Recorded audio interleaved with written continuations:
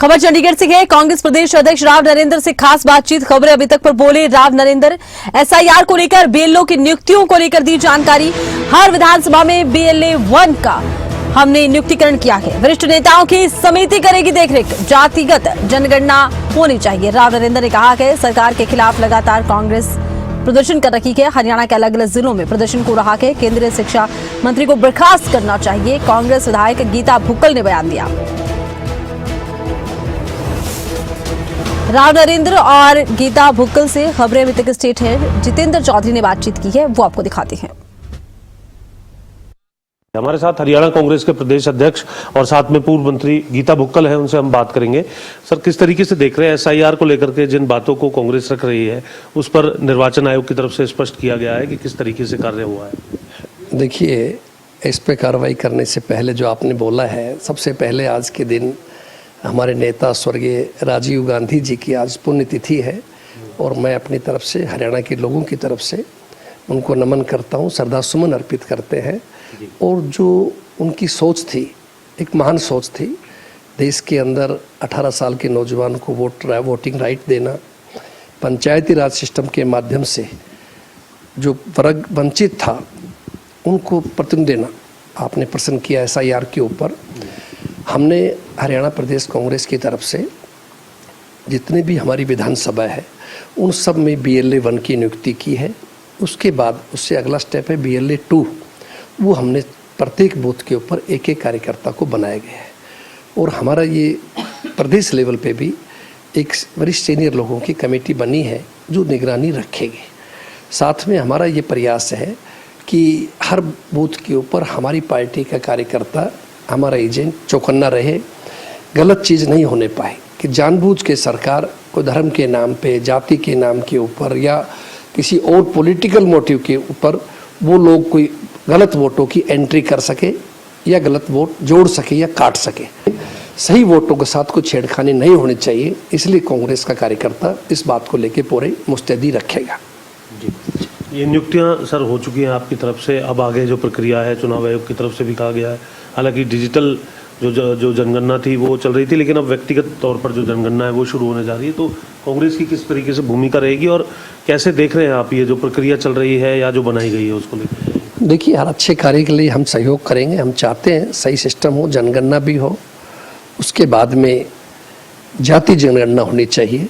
जो हमारे नेता आदरणीय राहुल गांधी जी ने हमेशा ये बात उठाई, लोकसभा के अंदर भी बोला कि पहले जनगणना हो, लेटेस्ट जो चल रही है, फिर जातीय जनगणना होनी चाहिए, उसके बाद में आपका परिसीमन हो, ताकि अलग हिस्सा हर वर्ग को, चाहे वो हमारा एससी समाज है, चाहे हमारा बैकवर्ड समाज है, चाहे महिला हमारा महत्वपूर्ण समाज है, उनको हिस्सा मिले। ये हमारी पार्टी की सोच है। नौकरियों रोजगार को लेकर के काफ़ी विपक्ष इस वक्त मुखर नजर आ रहा है, लेकिन सरकार का लगातार ये कहना है कि जो वाजिब तरीके से जो नौकरियां हैं बिना पर्ची खर्ची के प्रदेश में दी जा रही हैं। आयोग के सामने भी विपक्ष के कई प्रदर्शन जो हैं हाल ही में देखने के लिए मिले हैं। आपके भी अलग अलग जगह प्रदर्शन अलग अलग मुद्दों पर देखने के लिए। 15 मई के दिन यमुनानगर में जिला कांग्रेस अध्यक्षों की मीटिंग थी और उसी दिन ये फैसला लिया गया था कि पूरे प्रदेश के अंदर हम लोग जो महत्वपूर्ण मुद्दे हैं, जिनमें सबसे बड़ा मुद्दा नीट का है, जहां 22 लाख विद्यार्थियों ने रात दिन तैयारी की, गरीब बच्चों ने कर्जा लेकर के मेहनत की, सरकार की विफलता की वजह से मैं कहूँगा परीक्षा का पेपर लीक हुआ, बार बार लीक होता है और इसकी उच्च स्तरीय जांच होनी चाहिए, दोषी के खिलाफ सख्त कार्रवाई होनी चाहिए। और जो 5 हमारे स्टूडेंट्स सुसाइड कर गए, उनके परिवार के प्रति गहरी संवेदना भी हमारी तरफ से, पार्टी की तरफ से।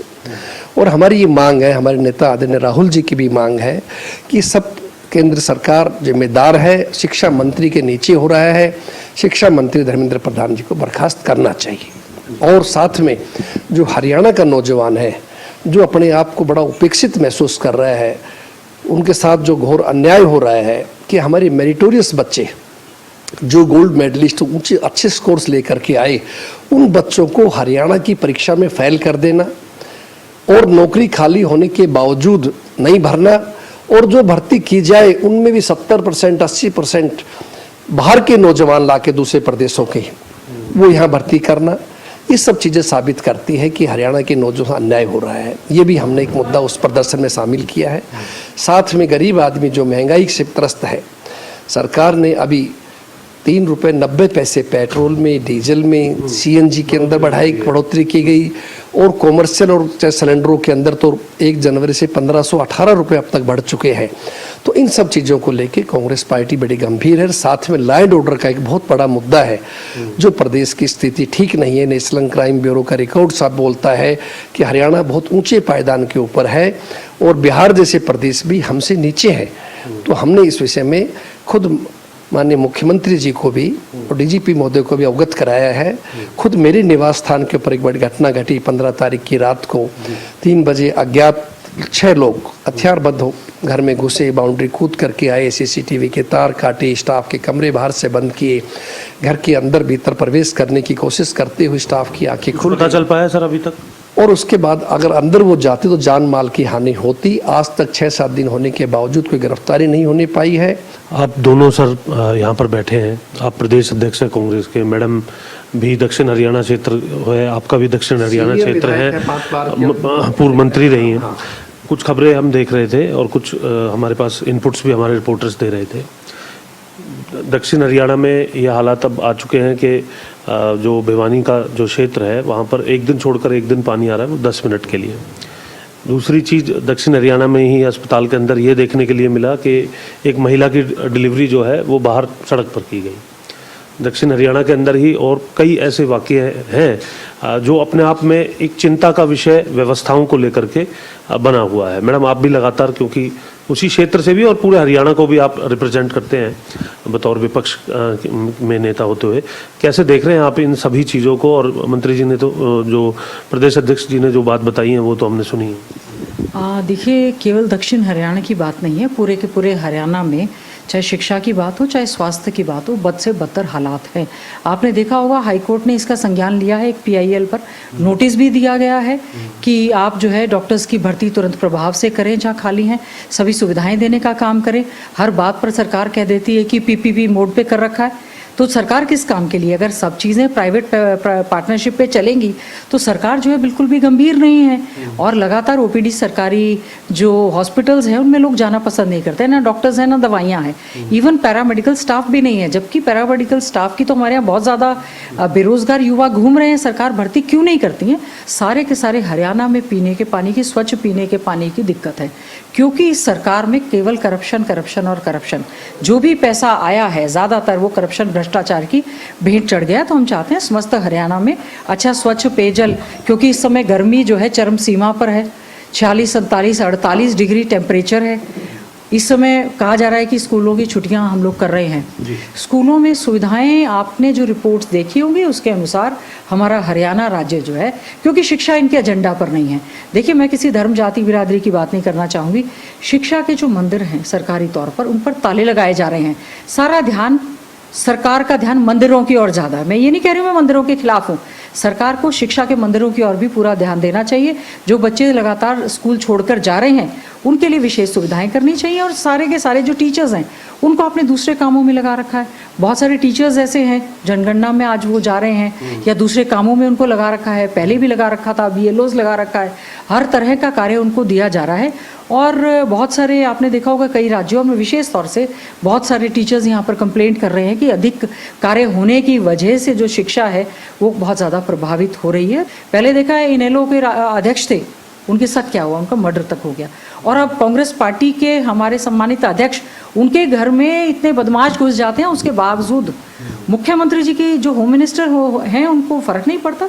कानून की धज्जियां पूरी तरह से उड़ चुकी है। NCRB के आंकड़े बताते हैं न केवल महिलाओं के प्रति बढ़ता हुआ अपराध, शेड्यूल कास्ट के प्रति बढ़ता हुआ अपराध, पर इन जनरल भी हरियाणा क्राइम में जो है बहुत आगे चला गया है।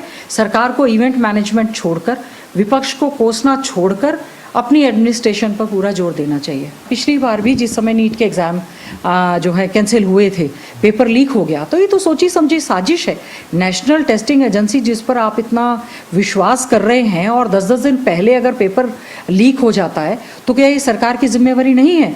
पहले भी आपने सीबीआई को उसकी जांच दी थी, फिर से सीबीआई को जांच दी है। बहुत सारे बच्चे रो रहे हैं जो कोचिंग इंस्टीट्यूट्स में।